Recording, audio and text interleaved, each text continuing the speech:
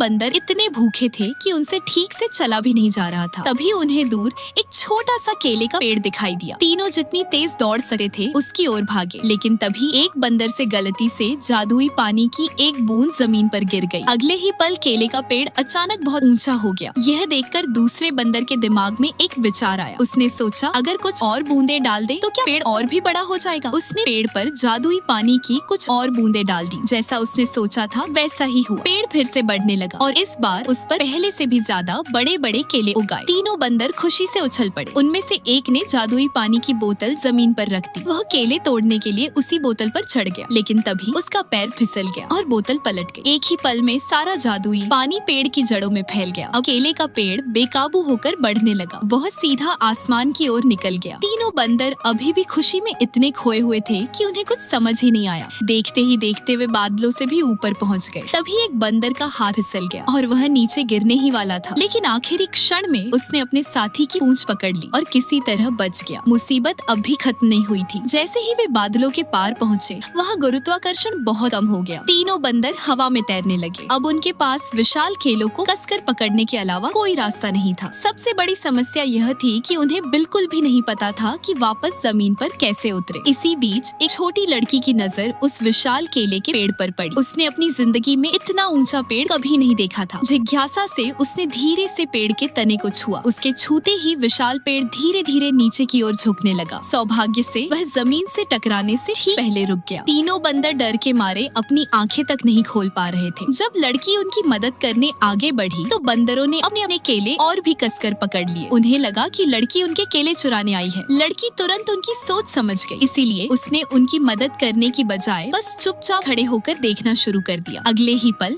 वे विशाल केले अचानक फिर से आसमान की ओर उठने लगे। तीनों बंदर यह देखकर पूरी तरह हैरान रह गए। उन्हें तब एहसास हुआ कि अगर उस लड़की ने उनकी मदद नहीं की होती तो वे उन विशाल केलों तक कभी पहुंच ही नहीं पाते।